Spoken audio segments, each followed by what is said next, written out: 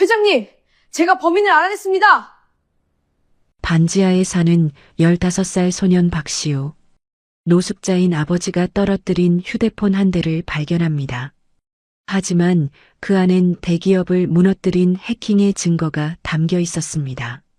노숙자인 아버지는 그저 돈이 될까 싶어 주운 휴대폰이 얼마나 위험한 물건인지 전혀 모르겠죠. 경찰에 신고하면 아버지는 범인으로 몰릴 겁니다. 파산 직전의 회사, 누명을 쓸 아버지. 둘 다 구하려면 직접 움직여야 했습니다. 시우는 과연 이 문제를 해결할 수 있을까요? 오늘 사연 시작하기 전에 무료 버튼인 구독과 좋아요 부탁드리며 어디서 듣고 계신지 댓글 남겨주시면 반갑게 인사드릴게요. 그럼 지금부터 사연 시작합니다. 서울 외곽 재개발에서 밀려난 낡은 주공 아파트 단지 한쪽 구석에 반지하 방 하나가 있었습니다. 아침 6시 형광등 불빛 아래에서 박시우의 하루가 시작되었죠. 창문으로는 사람들의 발만 보였습니다. 출근하는 사람, 조깅하는 사람, 개를 산책시키는 사람. 시우는 그 발들을 보며 하루를 시작했습니다. 시우야, 밥 먹고 가. 어머니 김정희는 새벽 청소 일을 마치고 막 돌아온 참이었습니다. 48배 나이, 얼굴엔 늘 피곤함이 묻어 있었지만 아들 앞에서는 애써 웃으려 했죠. 손엔 마트에서 산 1,000원짜리 김밥이 들려 있었습니다. 엄마는 드셨어요?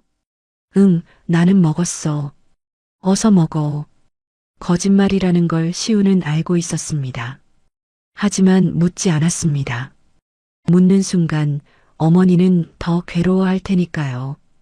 아버지는 없었습니다. 정확히 말하면 살아는 있지만 함께 살지 않았죠. 외환위기 때 공장에서 해고된 뒤 아버지는 술에 의지하기 시작했고 결국 어머니와 이혼했습니다. 지금은 가끔 지하철역 근처에서 보이는 정도였습니다. 시우는 그 모습을 본 적이 있었습니다. 노숙자들 사이에 앉아 있는 아버지의 뒷모습을요. 아빠 아직 거기 있대? 시우는 묻지 않았습니다. 묻지 않는 게 서로를 덜 아프게 한다는 걸 너무 일찍 배웠기 때문입니다. 학교에서 시우는 조용한 아이였습니다. 친구도 없었고 말도 별로 하지 않았죠. 점심시간이면 혼자 구석에 앉아 책을 읽거나 멍하니 창밖을 바라봤습니다. 아이들은 가끔 수군거렸습니다. 아버지가 노숙자래. 집도 반지하라던데. 시우는 들었지만 반응하지 않았습니다. 반응하면 더 괴롭힌다는 걸 알고 있었으니까요. 그런 시우에게 단 하나 세상과 연결되는 통로가 있었습니다. 바로 컴퓨터였죠.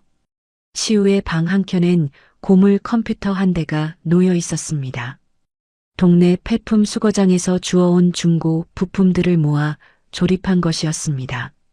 화면은 깜빡거렸고 소음도 심했지만 시우에겐 그것이 전부였습니다.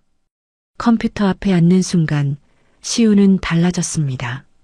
학교에서 말 한마디 없던 아이가 키보드 앞에서는 누구보다 빠르게 생각하고 움직였습니다. 코딩을 배운 적은 없었습니다. 그저 인터넷에서 본 것들을 따라 하다 보니 자연스럽게 익혀졌죠. 여기선 내가 틀리지 않아. 시우는 프로그램을 만들었습니다. 작은 게임, 계산기, 단어장. 별것 아닌 것들이었지만 시우에겐 세상에서 유일하게 자신이 통제할 수 있는 것들이었습니다. 누가 시켜서도 누가 알아줘서도 아니었습니다. 그저 시우 스스로 무언가를 만들어낼 수 있다는 것. 그것만으로도 충분했습니다. 밤이 되면 시우는 컴퓨터 앞에 더 오래 앉아 있었습니다. 어머니가 밤늦게까지 일하러 나가 있는 동안 시우는 혼자 방에서 화면을 들여다봤습니다. 프로그램의 오류를 고치고 새로운 코드를 시험해보고 가끔은 아무 생각 없이 그저 화면만 바라봤습니다. 그렇게 시우의 하루는 반복되었습니다. 반지하의 형광등 아래에서 시작해 학교의 침묵 속을 지나 다시 컴퓨터 앞에 고요함으로 끝나는 하루. 누구도 시우를 알아주지 않았고 시우도 누구에게도 손을 내밀지 않았습니다. 하지만 시우는 알고 있었습니다. 언젠가는 이 반복이 끝날이라는 것을, 무언가가 바뀔이라는 것을. 그게 좋은 쪽일지 나쁜 쪽일지는 몰랐지만요. 그날도 시우는 컴퓨터 앞에 앉았습니다. 화면 속 코드들이 흘러갔고 시우의 손가락은 익숙하게 키보드를 두드렸습니다. 창밖으론 사람들의 발소리가 들렸습니다. 퇴근하는 발걸음, 저녁 산책 나온 발걸음. 시우는 그 소리를 들으며 오늘도 자신의 세계 속에 조용히 머물렀습니다. 어느 날 저녁 시우는 학교에서 돌아오는 길에 아파트 앞에서 아버지를 마주쳤습니다. 몇 달 만이었습니다. 아버지는 예전보다 더 수척해 보였고 옷은 낡고 더러웠습니다. 시우야. 목소리는 떨렸고 술 냄새가 났습니다. 시우는 그 자리에 멈춰 섰습니다. 뭐라 말해야 할지 몰랐죠. 아버지도 마찬가지였습니다. 두 사람은 그렇게 한참을 서 있었습니다. 엄마 잘 지내시지? 아버지가 먼저 물었습니다. 시우는 고개를 끄덕였습니다. 더 이상 할 말이 없었습니다. 아버지는 주머니를 뒤적이다가 무언가를 떨어뜨렸습니다. 그리고 그대로 비틀거리며 걸어갔습니다. 시우를 돌아보지도 않았죠. 시우는 땅에 떨어진 물건을 집어들었습니다. 깨진 화면에 낡은 스마트폰이었습니다. 액정 한쪽 모서리가 금이 가 있었고 케이스도 없었습니다. 시우는 잠시 망설이다가 그것을 주머니에 넣었습니다. 집에 돌아와 시우는 그 휴대폰을 책상 위에 올려놓았습니다. 충전기를 꽂고 전원을 켰습니다. 화면이 켜지는데 시간이 좀 걸렸습니다. 그리고 부팅이 끝나자마자 문자 하나가 화면에 떴습니다. 윤성우 회장님 일정 변경 요청 비서실. 시우의 손이 멈췄습니다. 회장? 비서실? 아버지가 이런 사람들과 연결될 이유는 전혀 없었습니다. 시우는 휴대폰을 자세히 들여다봤습니다. 문자함을 열었습니다. 대부분 삭제되어 있었지만 몇 개가 남아 있었습니다. 모두 비슷한 내용이었습니다. 일정 변경, 회의 취소, 계약서 전달. 회사 업무와 관련된 것들이었죠. 시우는 통화 기록을 확인했습니다. 최근 일주일간 수십 통의 전화가 오고 갔습니다. 모두 같은 번호였습니다. 발신자 표시는 비서실이었습니다. 이상해. 시우는 본능적으로 뭔가 잘못됐다는 걸 느꼈습니다. 아버지가 왜 이런 휴대폰을 가지고 있었을까요? 아버지는 직업도 없고 집도 없는 사람인데 말입니다. 시우는 컴퓨터를 켰습니다. 그리고 휴대폰을 연결했습니다. 데이터를 추출하기 시작했죠. 로그 기록, 앱 사용 내역, 삭제된 메시지 복구. 시우가 혼자 익힌 기술들이 이럴 때 쓰였습니다. 몇 시간이 지났습니다. 시우는 화면을 멍하니 바라봤습니다. 손은 떨리고 있었습니다. 휴대폰 속 숨겨진 파일들이 보였습니다. 암호화된 문서들, 이상한 프로그램들. 그리고 그중 하나를 열었을 때 시우는 숨이 막혔습니다. 이건 해킹 도구잖아. 원격 접속 프로그램, 서버 공격 코드, 보안 우회 도구들. 전문가가 아니면 만들 수 없는 것들이었습니다. 그리고 이 휴대폰은 최근 일주일간 특정 서버에 반복적으로 접속한 기록이 있었습니다. 시우는 그 서버 주소를 추적했습니다. 그리고 한 회사 이름이 나왔습니다. 윤성우 그룹. 시우는 그 이름을 검색했습니다. 대한민국 굴지의 대기업이었습니다. 재계 서열 10위 안에 드는 회사였죠. 왜 이 회사를? 시우는 더 조사했습니다. 최근 뉴스 기사들을 찾아봤습니다. 그리고 한 기사가 눈에 들어왔습니다. 윤성우 그룹, 정체불명 해킹 공격으로 주가 폭락. 기사는 일주일 전 것이었습니다. 회사 서버가 공격을 받았고 중요한 자료들이 유출될 위기에 처했다는 내용이었습니다. 주가는 이틀 만에 30% 가까이 떨어졌고 회사는 파산 위기 직전이라고 했습니다. 시우는 다시 휴대폰 로그를 봤습니다. 해킹 공격이 시작된 날짜와 이 휴대폰의 서버 접속 기록이 정확히 일치했습니다. 이 휴대폰으로 공격한 거야. 그런데 이상한 점이 있었습니다. 휴대폰 명의는 아버지가 아니었습니다. 전혀 모르는 사람의 이름이었죠. 그럼 아버지는 왜 이 휴대폰을 가지고 있었던 걸까요? 시우는 최근 통화 기록을 더 자세히 봤습니다. 그리고 발견했습니다. 사흘 전 아버지의 번호로 이 휴대폰에 전화가 왔던 기록이 있었습니다. 아버지가 이 휴대폰을 주운 거야. 아마도 누군가 버린 것을 아버지가 주었을 겁니다. 돈이 될 거라 생각하고 말이죠. 하지만 아버지는 이 휴대폰이 무엇인지, 얼마나 위험한 것인지 몰랐을 겁니다. 그럼 진짜 범인은 따로 있어. 시우의 심장이 빠르게 뛰었습니다. 이건 거대한 범죄였습니다. 그리고 이 휴대폰은 그 증거였죠.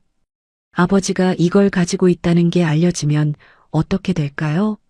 경찰은 아버지를 의심할 겁니다. 어떻게 하지? 시우는 고민했습니다. 경찰에 신고해야 할까? 하지만 그러면 아버지가 어떻게 될지 알 수 없었습니다. 그렇다고 그냥 놔둘 수도 없었습니다. 진짜 범인은 계속 자유롭게 돌아다닐 테니까요. 밤은 깊어갔고 방 안은 컴퓨터 화면에 불빛만이 남아 있었습니다. 시우는 휴대폰을 손에 쥔 채 한참을 생각했습니다. 그리고 결심했습니다. 직접 가봐야겠어. 윤성우 회장을 만나야 했습니다. 이 휴대폰이 무엇인지, 진짜 범인이 누구인지 알아내야 했습니다. 그래야 아버지도 그 회사도 살 수 있을 것 같았습니다. 시우는 컴퓨터를 끄고 휴대폰을 가방에 넣었습니다. 내일 학교가 끝나면 바로 가기로 했습니다. 창밖은 어두웠습니다. 사람들의 발소리도 이젠 들리지 않았습니다. 시우는 침대에 누웠지만 잠이 오지 않았습니다. 가슴속에선 두려움과 결심이 뒤섞여 있었습니다. 다음 날 오후 시우는 학교가 끝나자마자 지하철을 탔습니다. 강남역에서 내려 걸었습니다. 높은 빌딩들 사이로 시우는 작아 보였죠. 손에는 가방이 꽉 쥐어져 있었습니다. 그 안엔 아버지가 떨어뜨린 휴대폰과 자신의 노트북이 들어 있었습니다. 윤성우 그룹 본사 건물 앞에 섰을 때 시우는 한참을 올려다봤습니다. 30층이 넘는 유리 건물이었습니다. 로비엔 정장 입은 사람들이 분주히 오갔습니다. 들어가도 될까? 시우는 망설였습니다. 하지만 돌아갈 수도 없었습니다. 시우는 깊게 숨을 들이쉬고 건물 안으로 들어갔습니다. 어린 학생, 어디 찾아왔니? 안내 데스크 직원이 물었습니다. 시우는 떨리는 목소리로 말했습니다. 윤성우 회장님 뵙고 싶은데요. 직원은 웃음을 참으려는 표정을 지었습니다. 회장님은 아무나 만날 수 없단다. 약속이 있니? 없습니다만 꼭 뵙고 싶습니다. 회사에 중요한 일이라서요. 직원은 고개를 저었습니다. 미안하지만 그건 안 되겠구나. 돌아가렴. 시우는 물러서지 않았습니다. 회사 서버 해킹 건 그거 아직 못 잡으셨죠? 제가 알아요. 누가 했는지. 직원의 표정이 굳었습니다. 잠시 후 직원은 어디론가 전화를 걸었습니다. 몇 분 뒤 정장 입은 남자가 내려왔습니다. 비서실 직원이었죠. 학생, 나를 따라오겠나? 시우는 엘리베이터를 타고 최상층으로 올라갔습니다. 복도는 조용했고 카펫은 발소리를 모두 삼켰습니다. 비서실 앞에서 남자가 멈춰 섰습니다. 여기서 잠깐 기다려라. 회장님께 보고 드리겠다. 시우는 의자에 앉아 기다렸습니다. 손은 계속 떨렸고 심장은 빠르게 뛰었습니다. 이게 맞는 걸까? 혹시 시우가 잘못 생각한 건 아닐까? 들어오게. 문이 열렸습니다. 시우는 천천히 안으로 들어갔습니다. 넓은 사무실이었습니다. 창문 너머로 서울 시내가 한눈에 보였습니다. 책상 뒤에 노인 한 분이 앉아 있었습니다. 윤성우 회장, 78. 흰머리에 깊은 주름이 있었지만 눈빛은 날카로웠습니다. 학생이 우리 회사 해킹건을 안다고? 목소리는 낮고 차분했습니다. 하지만 그 안엔 무게가 있었습니다. 시우는 가방에서 노트북과 휴대폰을 꺼냈습니다. 떨리는 손으로 노트북을 켜고 분석 자료를 띄웠습니다. 회장님, 이건 외부 공격이 아닙니다. 윤성우는 눈을 가늘게 떴습니다. 무슨 말인가? 서버 공격은 외부에서 온 것처럼 보이지만 실제론 내부 접근 권한이 사용됐습니다. 비서실 계정으로요. 시우는 화면을 돌려 보여주었습니다. 로그 기록, 접속 시간, 사용된 아이디 모두 명확했습니다. 이 휴대폰이 그 증거입니다. 이 휴대폰으로 회사 서버에 접속했어요. 비서실 계정을 도용해서요. 윤성우는 휴대폰을 집어들었습니다. 잠시 살펴보더니 시우를 바라봤습니다. 이걸 어디서 구했지? 아버지가 주우셨습니다. 길에서요. 아버지? 시우는 고개를 숙였습니다. 아버지는 지금 노숙자입니다. 이 휴대폰을 주었는데 뭔지 모르셨을 겁니다. 윤성우는 한참을 아무 말 없이 시우를 바라봤습니다. 그리고 물었습니다. 학생은 누구지? 누가 널 보냈나? 아무도 안 보냈습니다. 시우는 고개를 들었습니다. 눈엔 두려움도 있었지만 진실도 있었습니다. 그냥 보였습니다. 이 휴대폰이 이상하다는 게요. 그래서 분석했고 회사가 위험하다는 걸 알았습니다. 왜 경찰에 안 갔지? 아버지 때문입니다. 경찰에 가면 아버지가 의심받을 것 같아서요. 아버지는 아무것도 모르셨으니까요. 윤성우는 다시 노트북 화면을 봤습니다. 시우가 정리한 자료들은 전문가 수준이었습니다. 중학생이 만들었다고는 믿기 어려울 정도였죠. 학생 이름이 뭔가? 박시우입니다. 나이는? 15입니다. 윤성우는 깊게 숨을 내쉬었습니다. 시우 학생, 자네 말이 맞다면 우리 회사 안에 범인이 있다는 뜻인가? 네, 그렇습니다. 증거는? 시우는 다시 키보드를 두드렸습니다. 숨겨진 파일들, 암호화된 문서들, 금융거래 기록들, 모두 이 휴대폰에서 복구한 것들이었습니다. 이 자료들을 보시면 알 수 있습니다. 누가 이 휴대폰을 만들었는지, 누가 회사를 공격했는지요. 윤성우는 화면을 오래 들여다봤습니다. 그의 얼굴이 점점 굳어졌습니다. 이럴 수가. 그는 시우를 다시 바라봤습니다. 이번엔 눈빛이 달랐습니다. 놀라움과 존중이 섞여 있었죠. 시우 학생, 자네가 우리 회사를 구했을지도 모르겠네. 이 자료들 정말 자네 혼자 분석한 건가? 네. 어떻게? 시우는 잠시 망설이다 말했습니다. 컴퓨터가 제일 편해서요. 혼자 배웠습니다. 윤성우는 고개를 끄덕였습니다.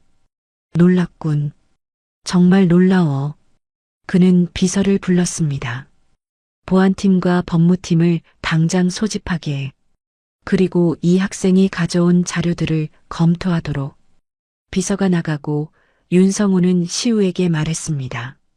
시우 학생, 자네 덕분에 진실이 밝혀질 것 같네. 고맙네. 시우는 처음으로 어깨에서 힘이 빠지는 걸 느꼈습니다. 아버지는 괜찮으실까요? 걱정 말게. 자네 아버지는 피해자일 뿐이니까. 오히려 우리가 보호해드려야 할 뿐이지. 시우의 눈가가 붉어졌습니다. 처음으로 어른이 자신의 말을 믿어주었습니다. 처음으로 누군가 도와주겠다고 했습니다. 고맙습니다. 윤성호는 조용히 웃었습니다. 고마운 건 나야, 시우 학생. 일주일이 지났습니다. 시우의 분석 덕분에 회사는 일단 위기를 넘겼습니다. 보안팀이 서버를 복구했고 유출 위기에 처했던 자료들도 모두 안전하게 보호됐습니다. 주가도 멈췄고 언론의 관심도 조금씩 사그라들었죠. 윤성우 회장은 시우를 다시 불렀습니다. 시우 학생, 자네 덕분에 회사가 살아났네. 뭐 필요한 거 없나? 시우는 고개를 저었습니다. 괜찮습니다. 그냥 아버지가 무사하시면 됩니다. 자네 아버지는 병원에 계시네. 건강검진을 받고 계시지. 곧 좋은 곳으로 모실 예정이야. 시우는 안도했습니다. 하지만 윤성호의 표정은 여전히 무거웠습니다. 시우 학생, 자네가 찾아낸 증거들 우리가 계속 조사하고 있네. 범인을 찾으려면 시간이 좀 더 필요할 것 같아. 네, 알겠습니다. 그런데 말이야. 윤성호는 잠시 말을 멈췄습니다. 혹시 며칠만 더 도와줄 수 있겠나? 자네가 봤던 그 자료들, 우리 보안팀도 완전히 이해하지 못하는 부분이 있거든. 시우는 놀랐습니다. 제가요? 그래, 자네만큼 이 사건을 잘 아는 사람이 없으니까. 물론 학교도 있을 텐데 방과 후에만이라도 괜찮겠나?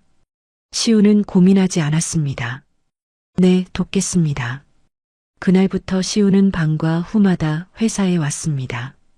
비서실 한쪽에 작은 책상을 내주었고 시우는 그곳에서 보안팀과 함께 자료를 분석했습니다.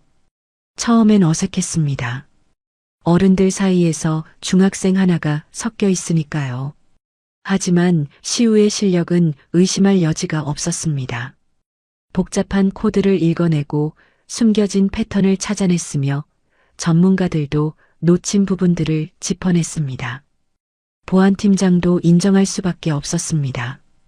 이 학생 정말 대단하네요. 하지만 비서실 안에서는 조금씩 불편한 시선이 오가기 시작했습니다. 저 애가 누군데 여기까지 드나들어요? 회장님이 너무 믿으시는 거 아닌가요? 출신이 좀 그렇잖아요. 노숙자 아버지라던데. 소문은 빠르게 퍼졌습니다. 시우가 어디서 왔는지, 어떤 집안인지, 왜 회장님이 특별히 챙기는지. 사람들은 수군거렸고 시우를 바라보는 눈빛엔 의심이 섞였습니다. 시우는 느꼈습니다. 사람들이 자신을 경계한다는 걸. 하지만 아무 말도 하지 않았습니다. 그저 자기 일에만 집중했죠. 윤성호는 아무 말도 하지 않았습니다. 다만 시우를 바라보며 생각했습니다. 저 아이 눈엔 계산이 없어. 어른들은 늘 무언가를 원했습니다. 돈, 자리, 권력. 하지만 시우의 눈엔 그런 게 없었습니다. 그저 문제를 풀고 싶어 하는 순수함만 있었죠. 그런데 며칠 뒤 사건이 터졌습니다. 학교에서 도난 사건이 일어났습니다. 한 학생의 지갑에서 돈이 없어진 것이었죠. 별것 아닌 일이었지만 선생님들이 조사를 시작했습니다. 그날 오후 시우는 교무실로 불려갔습니다. 시우야, 내 가방 좀 보자. 담임 선생님의 목소리는 무거웠습니다. 시우는 영문을 모른 채 가방을 내밀었습니다. 선생님이 가방을 열었습니다. 그리고 안에서 무언가를 꺼냈습니다. 지갑이었습니다. 없어진 그 지갑이었죠. 이게 뭐지, 시우야? 시우는 얼어붙었습니다. 저 모릅니다. 제 가방에 왜 이게? 내가 안 넣었다고? 진짜 모릅니다. 누가 넣은 것 같아요. 하지만 선생님의 표정은 차갑게 굳어 있었습니다. 옆에 있던 학생 몇 명도 시우를 이상한 눈으로 바라봤습니다. 시우야, 솔직히 말해라. 요즘 내가 어디 회사 다닌다며? 돈이 필요했니? 아닙니다. 저 안 했어요. 시우의 목소리가 떨렸습니다. 누가 봐도 조작된 증거였습니다. 하지만 아무도 믿어주지 않았습니다. 그날 저녁 학교에서 어머니에게 연락이 갔습니다.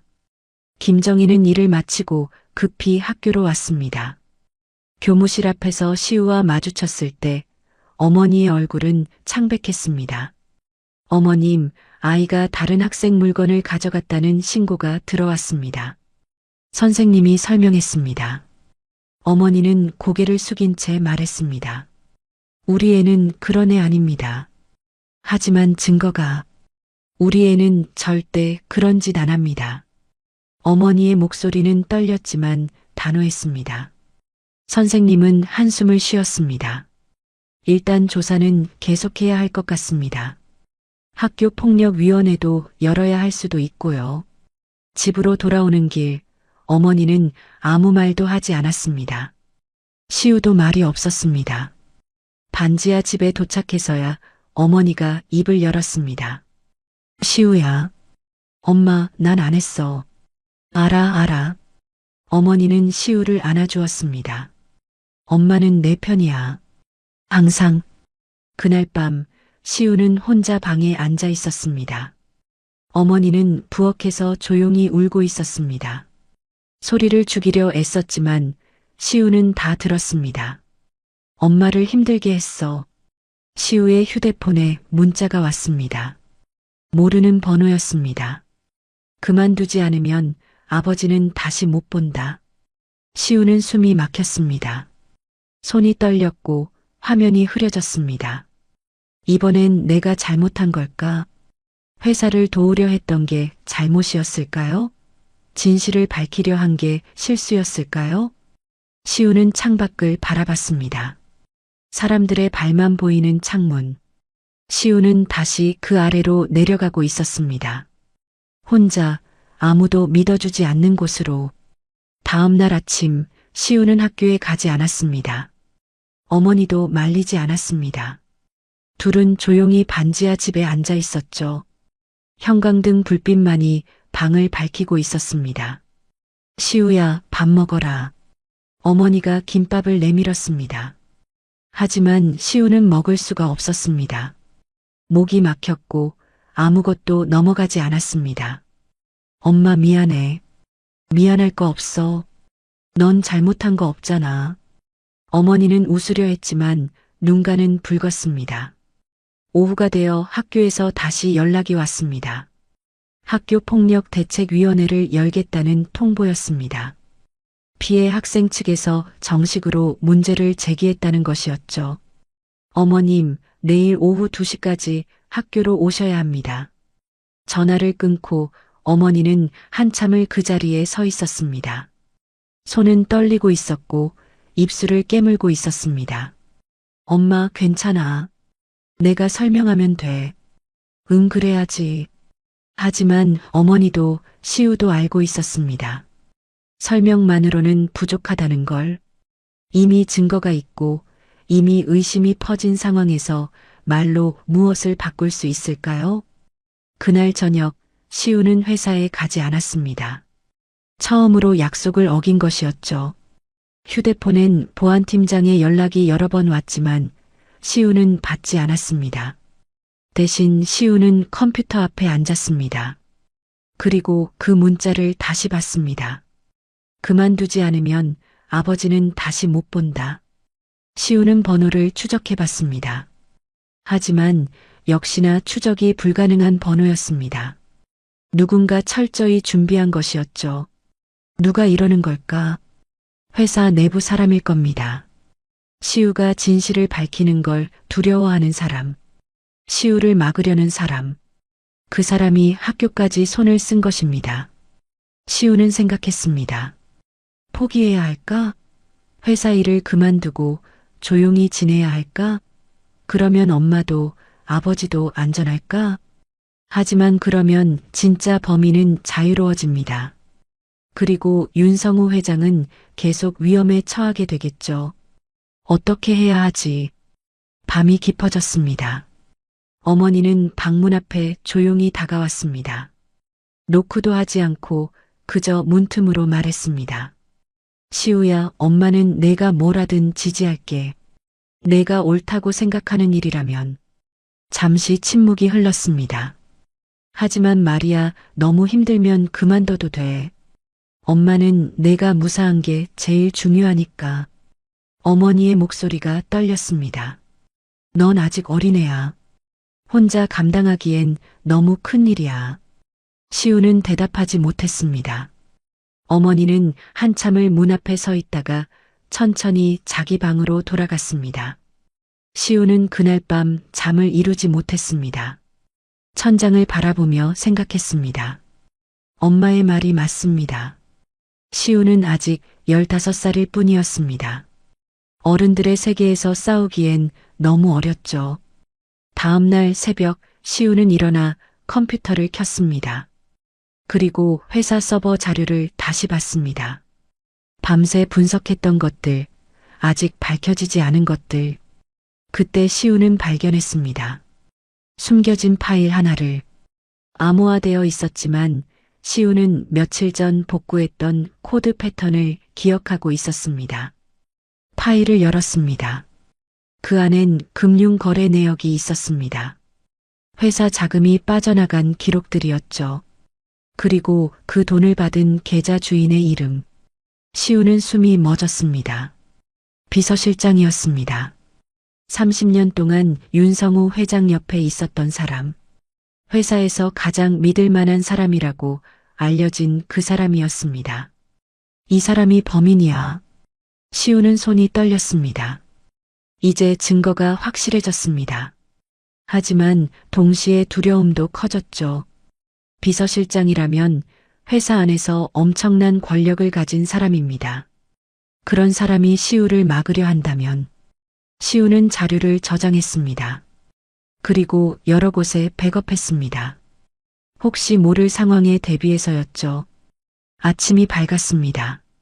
어머니는 청소 일을 나가셨고 시우는 혼자 남았습니다. 오늘 오후엔 학교위원회가 열립니다. 그곳에서 시우는 결백을 증명해야 합니다. 하지만 그보다 먼저 해야 할 일이 있었습니다. 시우는 휴대폰을 들었습니다. 그리고 윤성우 회장에게 직접 전화를 걸었습니다. 비서를 통하지 않고 회장이 시우에게 직접 준 번호로요. 회장님, 저 박시우입니다. 시우 학생, 어제 왜 안 왔나? 다들 걱정했네. 죄송합니다. 그런데 급히 뵙고 싶습니다. 무슨 일인가? 시우는 깊게 숨을 들이쉬었습니다. 범인을 찾았습니다. 누가 회사를 공격했는지 알아냈어요. 전화 너머로 윤성호의 숨소리가 들렸습니다. 누군가? 전화론 말씀드릴 수 없습니다. 직접 뵙고 보여드려야 합니다. 그래, 지금 당장 오게. 내가 기다리고 있겠네. 전화를 끊고 시우는 가방을 챙겼습니다. 노트북과 백업 자료들을 넣었습니다. 그리고 집을 나섰습니다. 지하철을 타고 가는 동안 시우는 창밖을 바라봤습니다. 사람들은 각자의 삶을 살고 있었습니다. 출근하고 학교 가고 웃고 떠들고 시우만 혼자 다른 세계에 있는 것 같았습니다. 이번엔 도망치지 말자. 엄마는 시우를 믿어주었습니다. 회장님도 시우를 믿어주었습니다. 이제 시우가 그 믿음에 답할 차례였습니다.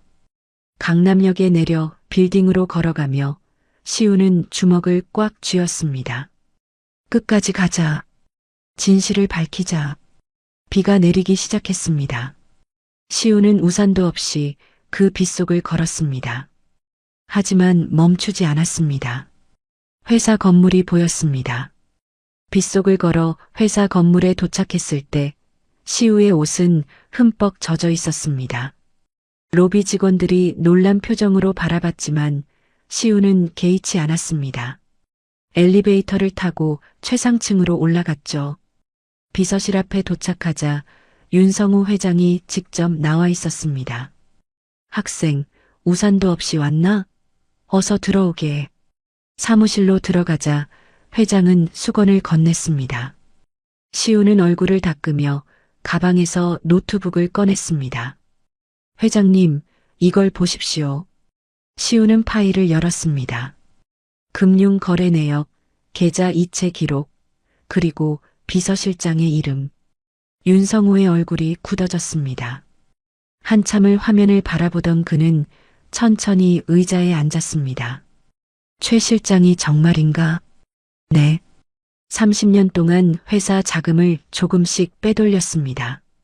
그리고 최근엔 회사를 무너뜨리려 했고요. 왜 그랬을까? 윤성호의 목소리는 떨렸습니다. 배신감과 충격이 섞여 있었죠. 아마 회사가 어려워지면 헐값에 주식을 사들릴 계획이었을 겁니다. 그 돈으로요. 시우는 다른 자료를 보여주었습니다. 비서실장은 이미 경쟁사와 접촉했습니다. 회사를 넘기려 했던 것 같습니다. 윤성호는 고개를 떨구었습니다. 한참을 아무 말 없이 앉아 있었습니다. 30년을 함께했는데 시우는 조용히 기다렸습니다. 어른의 슬픔 앞에서 어떤 말도 위로가 되지 않는다는 걸 알았으니까요. 시우 학생, 윤성호가 고개를 들었습니다. 자네가 없었다면 나는 끝까지 몰랐겠네. 고맙네, 정말. 아닙니다. 전 그냥 옳은 일을 하고 싶었을 뿐입니다. 윤성호는 쓸쓸하게 웃었습니다. 옳은 일. 그게 얼마나 어려운 건지 자네도 이제 알겠지? 시우는 고개를 끄덕였습니다. 학교에서 일어난 일, 협박 문자, 어머니의 눈물. 모두 옳은 일을 하려다 생긴 일들이었습니다. 회장님, 그런데 저 때문에 학교에서 문제가 생겼습니다. 시우는 도난 사건 이야기를 했습니다. 윤성호는 조용히 듣더니 말했습니다. 그것도 최 실장 지시겠군. 자네를 막으려고. 네, 그런 것 같습니다. 걱정 말게. 내가 학교에 연락하겠네. 그리고 증거도 찾아주지. 감사합니다. 하지만 시우의 표정은 여전히 무거웠습니다. 회장님, 저 계속해도 될까요? 이 일을요. 무슨 뜻인가? 엄마가 너무 힘들어하세요. 제가 이 일하는 게 엄마를 아프게 하는 것 같아서요. 윤성호는 한참을 시우를 바라봤습니다. 시우 학생, 자네 어머니는 훌륭한 분이시네. 자네를 믿어주시잖나. 네. 그럼 그 믿음을 저버리지 말게. 끝까지 가는 게 어머니께 드리는 진짜 보답일 거야. 시우는 눈시울이 붉어졌습니다. 하지만 전 아직 어려서요. 혼자 감당하기엔 너무 무서워요. 누가 혼자래? 윤성호는 일어나 시우의 어깨에 손을 올렸습니다. 내가 있고 자네 어머니가 계시지 않나? 자네는 혼자가 아니야. 그 말에 시우는 처음으로 울음을 터뜨렸습니다. 참았던 것들이 한꺼번에 쏟아졌습니다. 두려움, 외로움, 무력함. 윤성호는 아무 말 없이 시우를 안아주었습니다. 마치 손자를 대하듯 따뜻하게요. 한참 후 시우는 눈물을 닦았습니다. 죄송합니다. 괜찮네. 울만도 하지. 윤성호는 다시 자리에 앉았습니다. 시우 학생, 이제 마지막 단계야. 최 실장을 직접 대면해야 해. 자네가 할 수 있겠나? 시우는 깊게 숨을 들이쉬었습니다.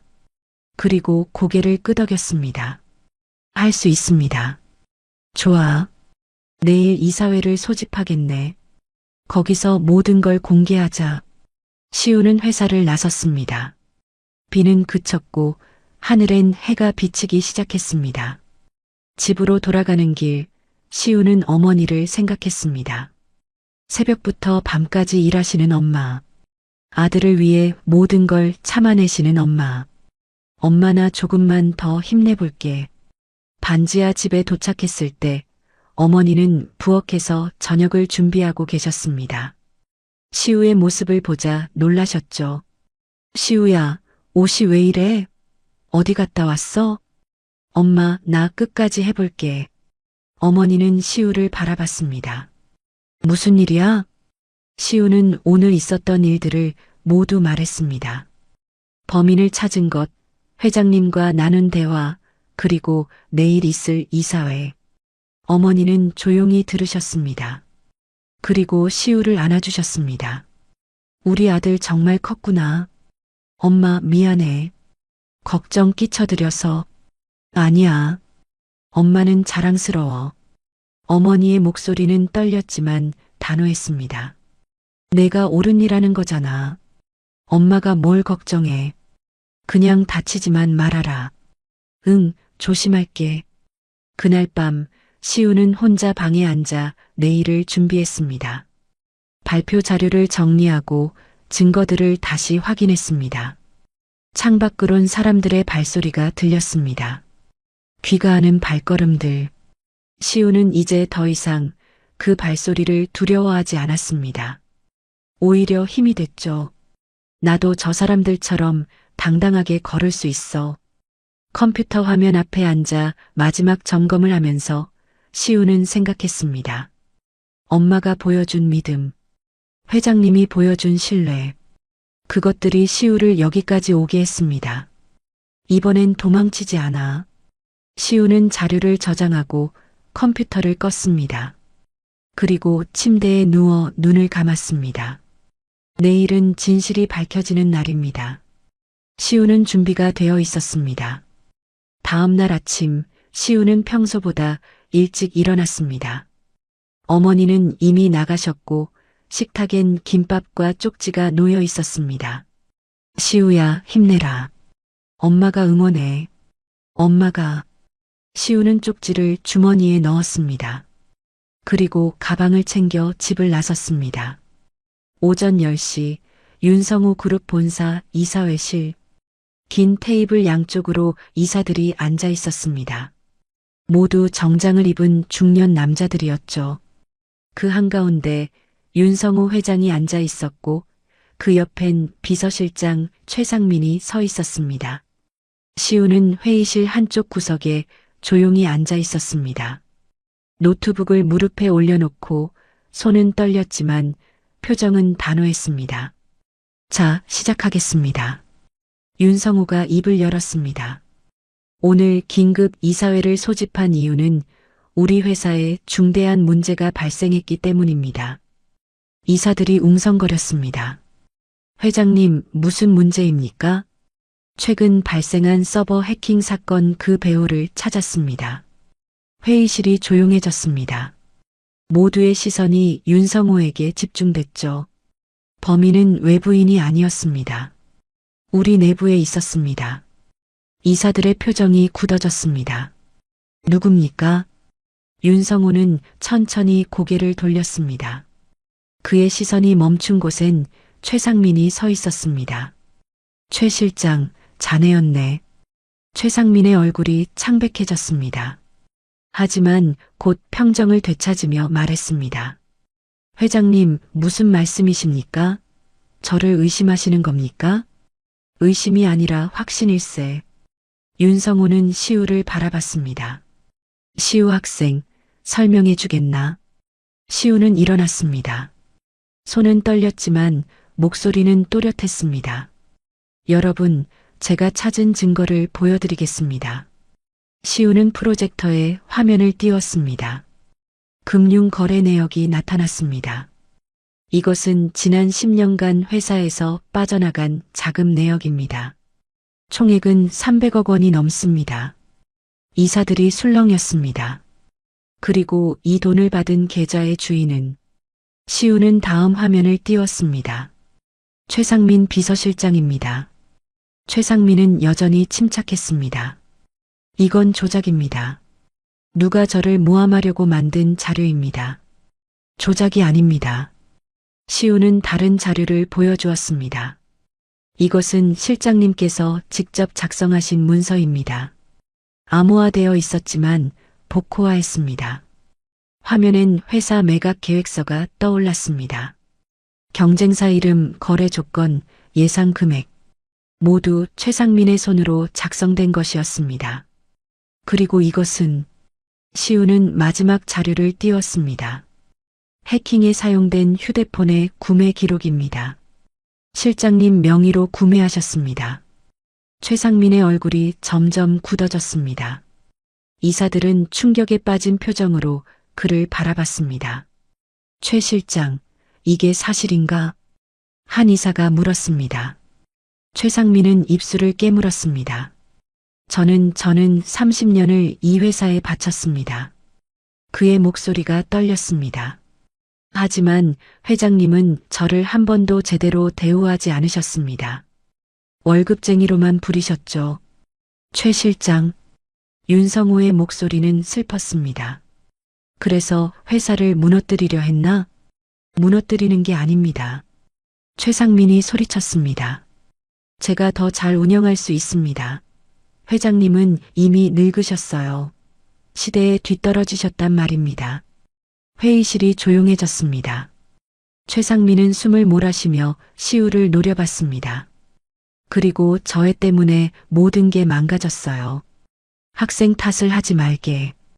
윤성호가 말했습니다. 잘못은 자네가 한 거야. 시우 학생은 그저 진실을 밝혔을 뿐이네. 최상민은 주저앉았습니다. 더 이상 변명할 수 없었죠. 최 실장, 자네는 오늘부로 해임일세. 그리고 법적 조치도 취하겠네. 윤성호는 차갑게 말했습니다. 30년의 세월이 아깝지만 배신은 용서할 수 없네. 경호원들이 들어와 최상민을 데리고 나갔습니다. 그는 끌려가면서도 시우를 계속 노려봤습니다. 회의실 문이 닫히자 이사들은 한숨을 내쉬었습니다. 회장님, 이 학생은 누굽니까? 박시우 학생일세. 우리 회사를 구한 은인이지. 이사들은 시우를 바라봤습니다. 처음엔 의아해했지만 곧 고개를 숙여 인사했습니다. 고맙습니다, 학생. 시우는 어색하게 인사를 받았습니다. 회의가 끝나고 시우는 윤성호와 단둘이 남았습니다. 시우 학생, 수고했네. 아닙니다. 당연한 일을 했을 뿐입니다. 윤성호는 창밖을 바라봤습니다. 30년을 함께한 사람이었는데 내가 뭘 잘못한 걸까? 회장님 잘못이 아닙니다. 시우가 말했습니다. 사람은 스스로 선택하는 겁니다. 실장님도 스스로 그 길을 선택하셨어요. 윤성호는 시우를 바라보며 쓸쓸하게 웃었습니다. 15살 아이한테 위로받는 늙은이라니 참 아이러니하네. 회장님은 잘못하신 게 없어요. 그저 사람을 믿으신 것뿐입니다. 윤성호는 고개를 끄덕였습니다. 그래, 자네 말이 맞네. 그는 시우의 어깨에 손을 올렸습니다.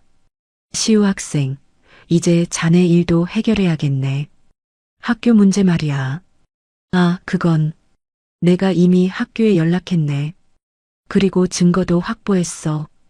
최 실장이 사람을 시켜 조작한 거였지. 시우는 안도의 한숨을 내쉬었습니다. 감사합니다. 고마운 건 나야. 자네가 없었다면 회사는 끝이었을 거네. 시우는 회사를 나섰습니다. 밖은 화창했습니다. 하늘은 맑았고 바람은 시원했습니다. 시우는 휴대폰을 꺼내 어머니께 문자를 보냈습니다. 엄마, 다 끝났어. 곧 집에 갈게. 걸어가는 시우의 발걸음은 가벼웠습니다. 일주일 후 시우는 윤성호 회장에게서 연락을 받았습니다. 병원으로 와달라는 부탁이었죠. 병원은 강남의 큰 종합병원이었습니다. 시우는 어머니와 함께 병실을 찾아갔습니다. 문을 열자 창밖으로 오후 햇살이 비치고 있었습니다. 윤성호 회장은 침대에 반쯤 기대 앉아 있었습니다. 며칠 사이 더 말라 보였지만 눈빛은 또렷했습니다. 시우 학생, 어머님 오셨군요.